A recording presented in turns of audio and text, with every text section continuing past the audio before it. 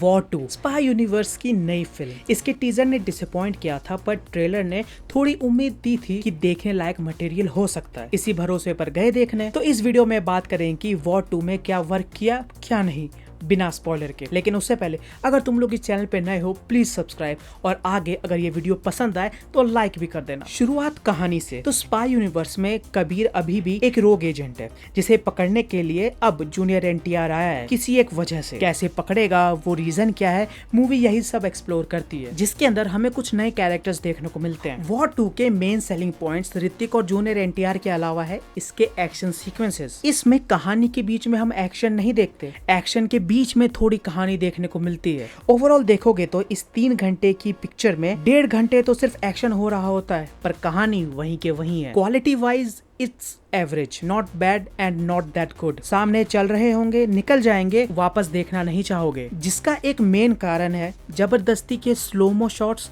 और editing. Editor साहब तो अपने अलग ही रेस में लगे थे। जितना तेज एक्शन सीक्वेंस उतने फास्ट कट्स। कॉम्बैट और चेज में कभी कोई एक मोशन पूरा हुआ ही नहीं। किसने कैसे घुसा मारा पता नहीं, गाड़ी कब और कहां से निकल गई पता ही नहीं चलता। स्टंट्स प्रॉपर्ली नहीं दिखाए हैं। एक जगह तो ये बात सुई की तरह आंखों में चुभती है। कार चेज चल रही है, जे टर्न आने वाला है, पर दिखाया क्या, एक्टर के क्लोजअप। कई जगहों पर हम स्टंट्स की जगह सिर्फ एक्टर के चेहरे देख रहे हैं। बहुत ही गलत समय पे कट मारे हैं। एंगल्स भी ऐसे दिखाए हैं कि चीजें क्लियर होती ही नहीं। इसे देखकर डेड रेकनिंग का चेज सीक्वेंस याद आएगा और दुख होगा। मूवी का हर एक सीक्वेंस हर बार इम्पॉसिबल रीजन में पहुंच जाता है। कुछ भी होने लगता है, फिजिक्स का अता पता नहीं, कुछ भी बिलीवेबल नहीं लगता, ना ही बनाने की कोशिश करी है। लेकिन फिर भी इसके स्लो मोशंस इतने बर्बाद होंगे ये एक्सपेक्ट नहीं किया था। प्रॉपर स्लोमो शूट ना करके एक्टर्स को धीरे मूवमेंट करवा के सीन शूट किया है, जो समझ में आते हैं और क्या बेकार लग रहे हैं। और इसी टेक्निक का सबसे बड़ा शिकार हुए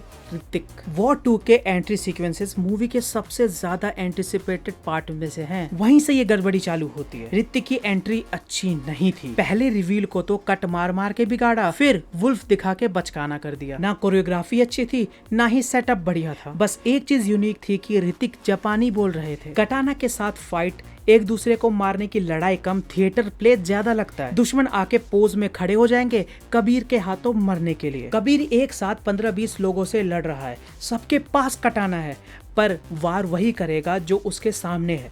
कबीर के पीछे वाले बस खड़े रहेंगे, अपने बारी का वेट करेंगे। ऐसे थिएट्रिक्स के बाद भी the most disappointing part is blood. There is not enough blood. एक आदमी का गर्दन काट दिया पर नो ब्लड। यही नहीं, पूरी मूवी में भी ऐसा ही है। किसी को गोली लगे या बम फटे, ब्लड नहीं दिखेगा। जूनियर एनटीआर की एंट्री बेटर थी विद सेम प्रॉब्लम्स। दोनों ही कैरेक्टर्स के एक्शन सीक्वेंस अटपटे लगते हैं, जिसका एक बड़ा रीजन है प्लॉट आर्मर। और वॉर 2 में आर्मर नहीं, पूरी दीवार है। सामने से गोलियों की बौछार हो रही है, पर लगेगी किसी को नहीं। अगर बाय चांस लग भी गई तो कुछ देर बाद गायब, बिना किसी दिक्कत के। एक सीन में तो कबीर के सामने 10-15 लोग मिल के एक साथ गोलियां मारते हैं, पर मजाल है कि एक भी लग जाए। उनके सामने से भाग के पिलर के पीछे छुप गया। अटैकर्स पागल, साइड से मारने की जगह पिलर पे ही गोलियां बरसाए जा रहे हैं। मतलब इतना ऑब्वियस भी नहीं करना होता। ऐसा प्लॉट आर्मर हर कैरेक्टर के पास है। मेन कैरेक्टर्स कितनी बार बम की चपेट में आए हैं, पर एक खरोंच भी नहीं। ऐसा हर कैरेक्टर और हर सीक्वेंस में होगा तो चीजें बचकाने लगेंगी ही ना। वीएफएक्स ने भी कुछ खास मदद करी नहीं, पूरी तरीके से नोटिसेबल है। थोड़ी बहुत जहाँ चीजें अच्छी लगी सिनेमेटोग्राफी की वजह से, जो स्टाइलिश और ठीक ठाक के बीच में झूलती रहती है। दोनों ही मेन कैरेक्टर्स की एंट्री पर कलर्स अच्छे यूज किए हैं।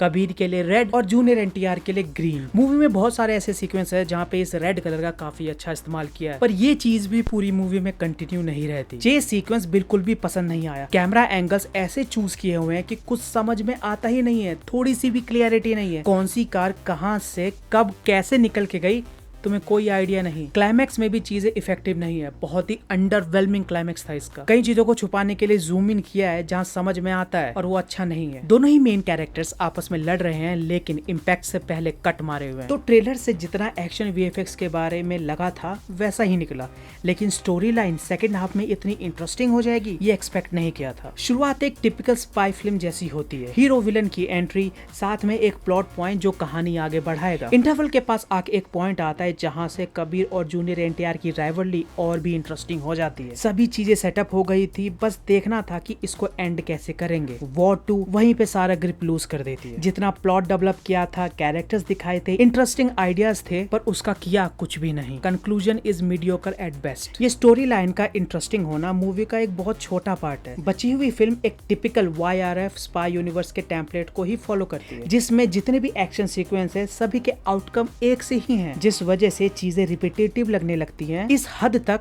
कि डायलॉग्स भी वही यूज होते हैं जो आने वाले सीक्वेंस से पहले मारे गए थे। कैरेक्टर्स और उनके बीच के डायनेमिक्स क्रिएट किया, पर उसका किया कुछ नहीं। जूनियर एनटीआर में क्वालिटीज ऐड करी थी, कैरेक्टर इंटरेस्टिंग बन गया था, पर जैसी उसकी एंडिंग करी है कैरेक्टर मेमोरेबल नहीं रहता। एक ही तो स्पेशल बात थी इसकी, उसे भी बिना प्रॉपर रीजन के चेंज कर दिया। अल्टीमेटली कुछ अचीव नहीं किया। कियारा का कैरेक्टर क्यों था फिल्म में? अगर उनका रोल स्क्रिप्ट में से हटा दे तो प्लॉट को कुछ ज्यादा फर्क नहीं पड़ने वाला। एक प्रॉपर रोल था लूथरा की बेटी, पर उसका क्या? मूवी में सिवाय प्रेजेंट रहने के कुछ खास किया नहीं। पूरा प्लॉट ही प्लॉट होल से भरा पड़ा है। क्लाइमैक्स अंडरवेलमिंग निकला, इमोशनल कोर था पर स्ट्रॉन्ग नहीं। लास्ट में इसका म्यूजिक तो BGM अच्छा था, शैतान वाला ट्रैक स्टैंड आउट करता है, उसी की वजह से जूनियर एनटीआर की जो एंट्री थी वो बेटर थी। म्यूजिक से रिलेटेड ही वॉर 2 में एक सीन है जो कि अनइंटेंशनली फनी है। ऋतिक और जूनियर एनटीआर का डांस सीक्वेंस होने वाला है। दोनों कैफे में मिलते हैं, इन्फो शेयर किया और आने वाले सीन में लोग मरने वाले हैं, पर जूनियर एनटीआर सजेस्ट करते हैं कि वो सब छोड़ो,